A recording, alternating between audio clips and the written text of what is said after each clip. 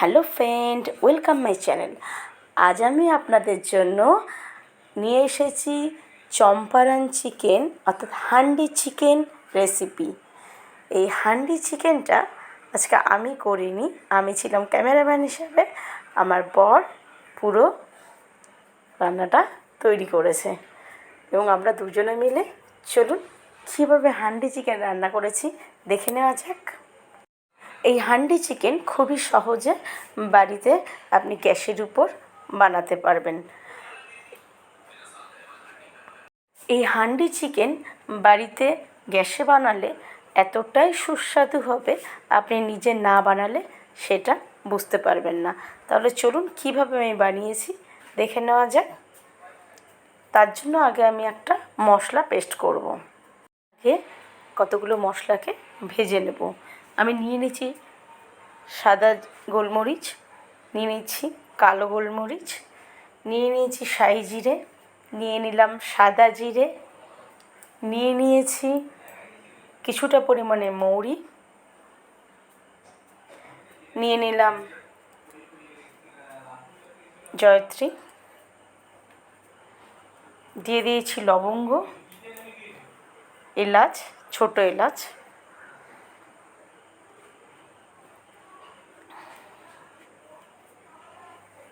এবার এই মশলাটাকে আমি ভেজে নেব।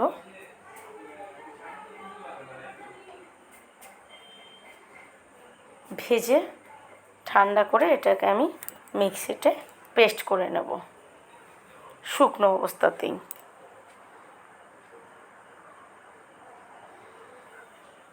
অল্প করে ভেজে নিলাম, নাড়িয়ে নিয়ে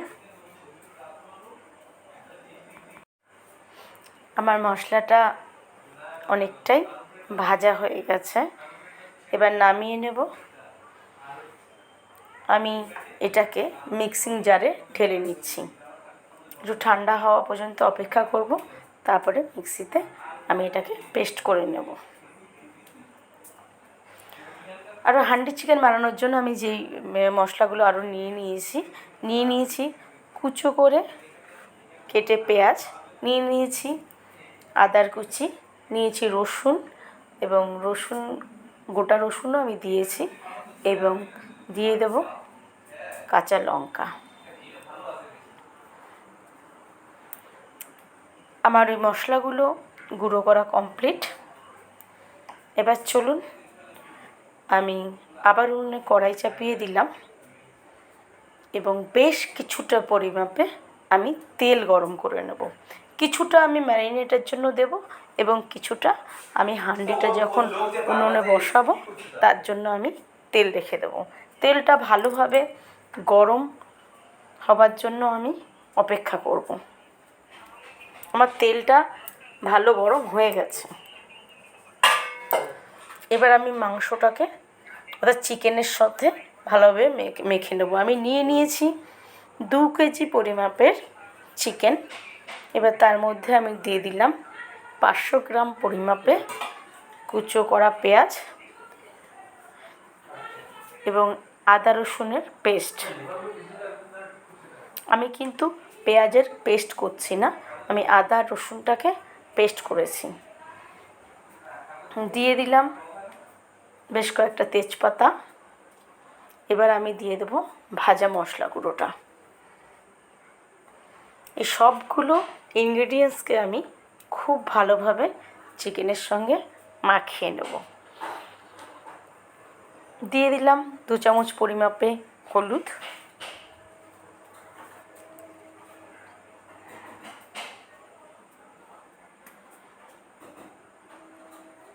দিয়ে দেব লাল লঙ্কার গুঁড়ো,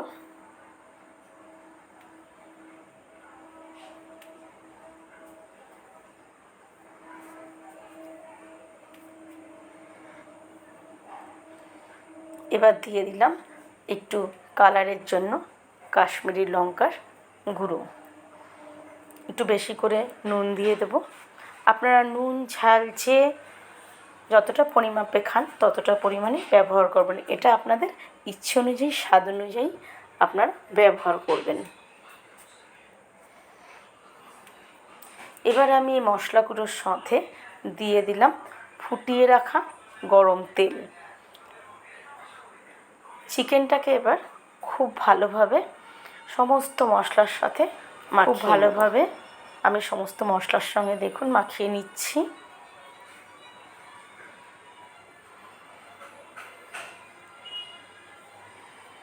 আমার কিন্তু পুরো মাখানো হয়ে গেছে। এবার 5 মিনিটের জন্য 5 থেকে 10 মিনিটের জন্য ম্যারিনেটের জন্য রেখে দিচ্ছি।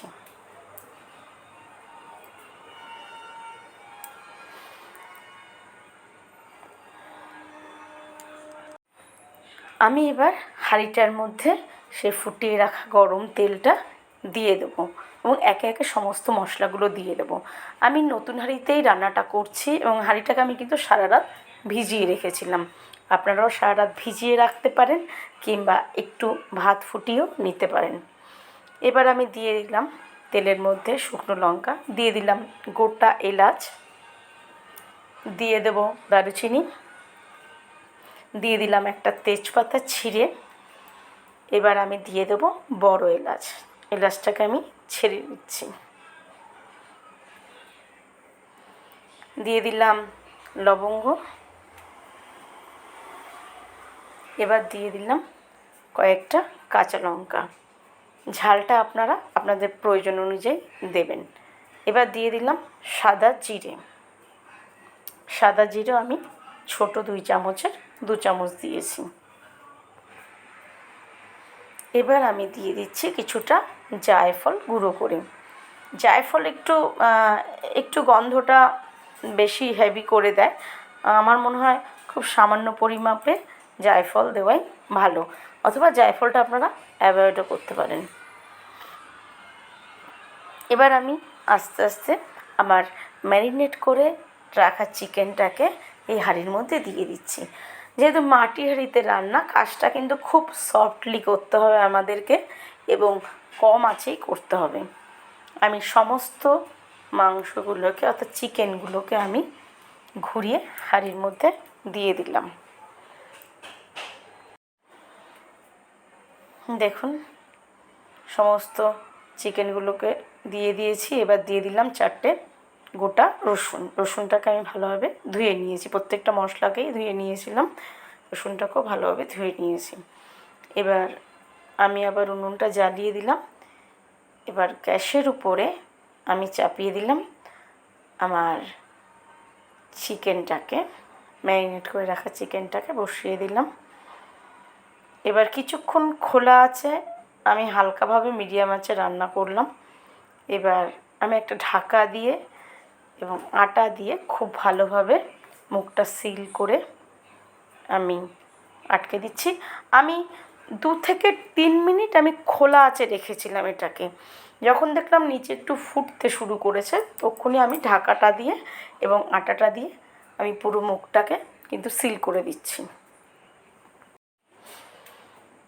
আটাটা সিল করা হয়ে গেলে আমি কিন্তু পুরোটাই কম আঁচে রান্না করব। বসিয়ে দিয়েছিলাম 20-25 মিনিট। হওয়ার পরে আমি একটু এটাকে ভালোভাবে নাড়িয়ে নিলাম। আমার চিকেনটা তৈরি হচ্ছে। আমি আধ ঘন্টা পরে এটাকে নামিয়ে নিলাম। একটা হালকা গন্ধ উঠছে, যেহেতু আটা দেওয়া রয়েছে পুরোটাতে খুব বেশি গন্ধ পাবেন না, কিন্তু একটা গন্ধ বেরোবে। এটা বেশ খুব সুন্দর একটা ফ্লেভার। আমি ঢাকাটা এবার আটাটা খুলে দিয়ে আমি ঢাকাটা খুললাম। দেখুন আমার চম্পারন চিকেন অর্থাৎ হান্ডি চিকেন কিন্তু পুরোপুরি তৈরি হয়ে গেছে। চলুন একটু টেস্ট করে দেখা যাক আমার চিকেনটা সেদ্ধ হলে কি না।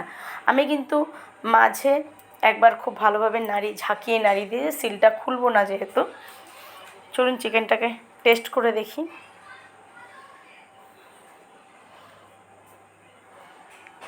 থার্টি মিনিট রাখার পরে আমার চিকেনটা কিন্তু এবং খুব কম আছে, আমার পুরোপুরি কিন্তু সেদ্ধ হয়ে গেছে, যেহেতু ম্যারিনেট করে আমি 10 মিনিটের মতো রেখেও ছিলাম। আমার এই হান্ডি চিকেন আপনাদের কেমন লাগলো অবশ্যই কিন্তু কমেন্ট করতে ভুলবেন না। আর আমার চ্যানেলে যদি নতুন হন তাহলে চ্যানেলটিকে লাইক, শেয়ার এবং সাবস্ক্রাইব অবশ্যই করে দেবেন। ধন্যবাদ।